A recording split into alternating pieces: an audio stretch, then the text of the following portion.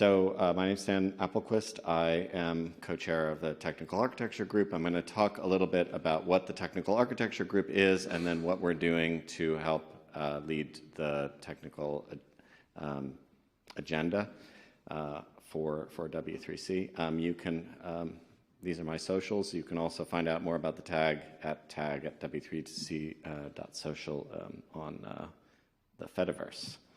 So first of all, what is technical architecture? What do we mean when we talk about technical architecture? I have been a technical architect in previous life, so I should have some understanding of this. I feel that there's a certain amount of constructive ambiguity around the technical architecture, but really what we're talking about is we're talking about interfaces between things, the places where components touch, system design, overarching principles, and there's a people element to technical architecture. Technical architecture, in my experience, has a lot to do with connecting people, talking to people, and ensuring that people are working together well, because that helps to cement these connections. In general, it has to do with cross-cutting concerns. Things happen across the different areas. Am I flickering here? All right. So in this context, what is the tag? Now, the tag is a special group that is set up within the, actually chartered within the W3C process document. You can read in italics on the left-hand side here the formal definition of the tag. I'm not going to go through that. But just to understand a little bit about what that means, what does it actually mean for what we do? What does the tag do? We write things. We write architectural documents. We write findings. We write principles and guidelines. We review new specifications and help where we can. And that's a key part of our work, and I'll go into that in a little bit more detail. We work with others, always with others, never in isolation, to identify key emerging topics.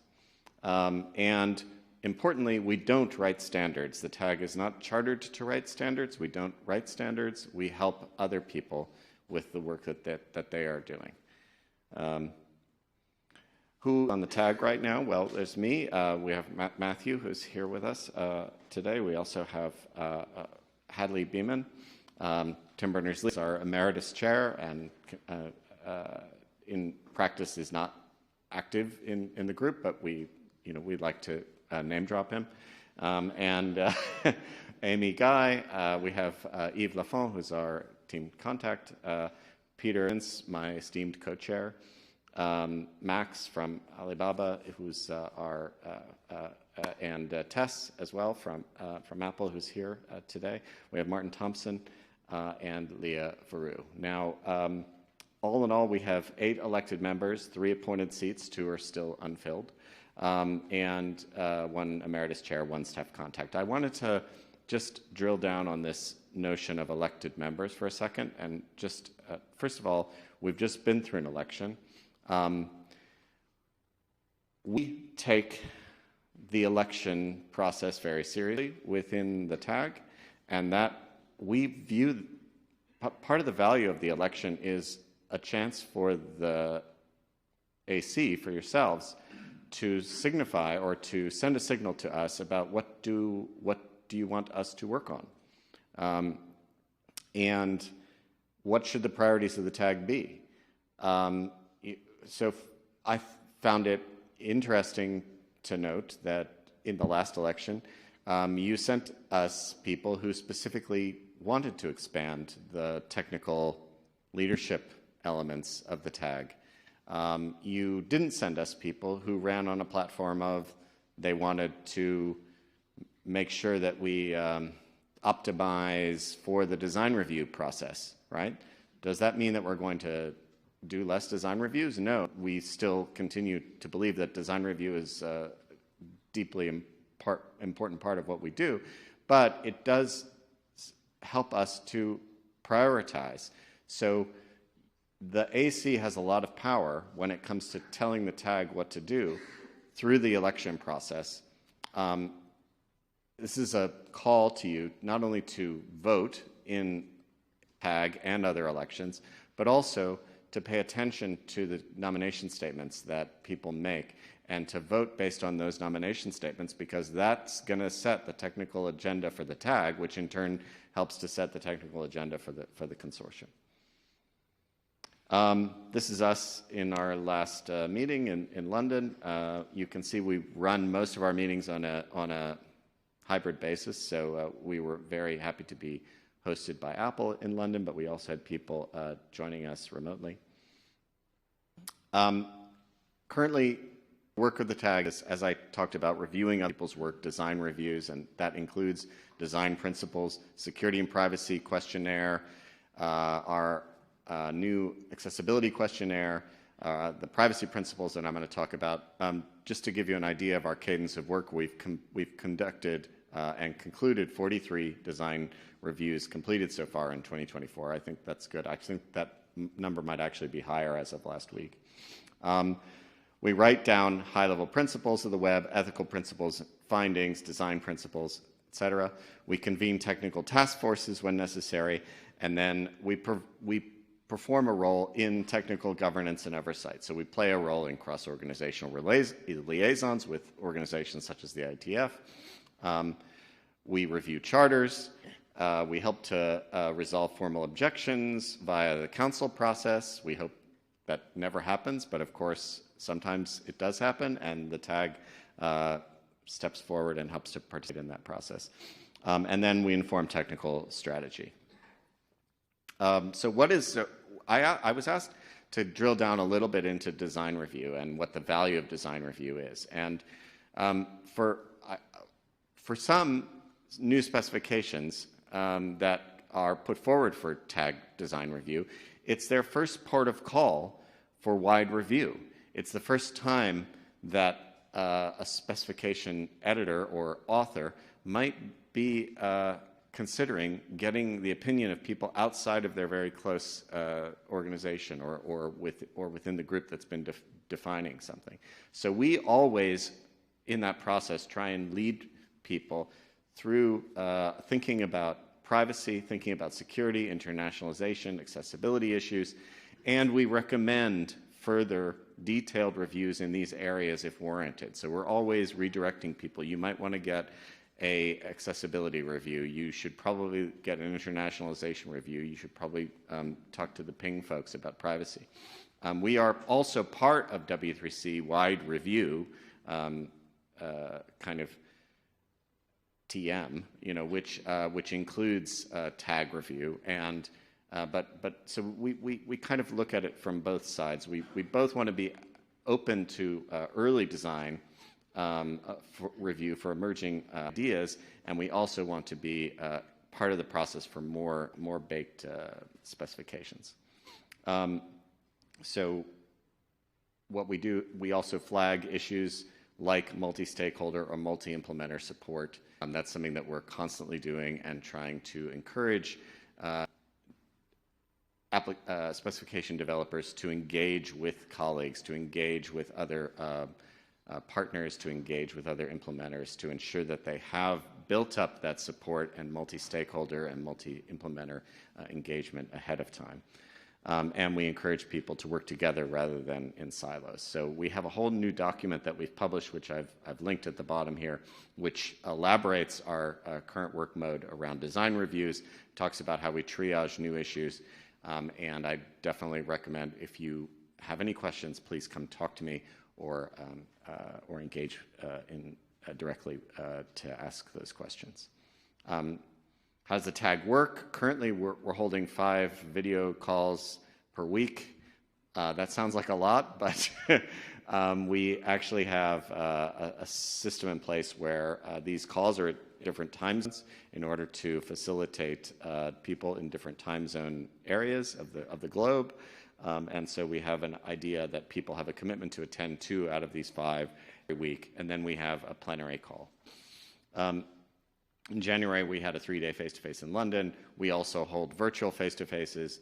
We're in the process of discussing whether we want to do more virtual face-to-faces or go back to doing 4 regular face-to-faces a year. So yeah, we're still talking about that. And importantly, all of our minutes and agendas are posted to GitHub in our meetings repo. So you can always read what we're going to be talking about in the coming week there. You can take a look at our design. Our design principles are all our design reviews are also all in GitHub in the public. So how does the tag provide technical leadership? I think when we are talking about the context that I said at the beginning about cross-cutting concerns, generally speaking, we have a two-step process when it's to defining technical leadership or helping with technical leadership. One, identify a key area of work where the tag can make an impact. And then step two, articulate this problem. It's a little bit similar to what Ian was talking about earlier. Articulate this problem and then work with others to help make that impact, to help make that happen. And I wanted to draw attention to a case study. This is from ancient history, 10 years ago, but I think it still resonates today. And this is to do with a workshop and a series of activities that happened around 2014 timeframe around securing the web. So the tag, not in isolation, but with a number of other parties, identified a problem, pervasive monitoring. This had been raised through such things as the Snowden revelations, but people were already talking about, hey, there's an awful lot of unencrypted traffic on the web. Isn't that a problem? I actually, at an AC meeting, or I think hijacked Ann Bassetti's Facebook credentials at one point to demonstrate how somebody could easily impersonate somebody else on the web when those transactions are unencrypted, which is only one of the threats that unencrypted traffic had. But the IETF released an RFC which identified pervasive monitoring by governments and other actors as an attack on the web and on the internet. The tag agreed. We actually worked with others in the community, in the W3C team, in IETF, the IAB, and colleagues from other organizations on a workshop which was called STRINT, Strengthening the Internet Against Pervasive Monitoring. So a number of people in this room were actually at that workshop. We issued a finding, which is one of the things that the tag does when we have an opinion, which was about securing the web and really adding our voice to the loud voices that were already calling for a move to HTTPS and deprecation, really, of unencrypted web traffic, HTTP. And now, really, this is part of our technical culture. It's not only our technical culture within W3C. Certainly, now it's kind of weird when you're using the web and suddenly you find yourself on an unencrypted page. It's abnormal, and your browser sometimes raises a flag and says, "Hey, do you know this is an unencrypted page? Be concerned." So actually, I think this is a really good example of where the tag, again, working with others, not in isolation, helped to amplify and bring those concerns into the consortium. And then that securing the web finding is something that we still refer to today when we're talking about secure contexts, that kind of thing.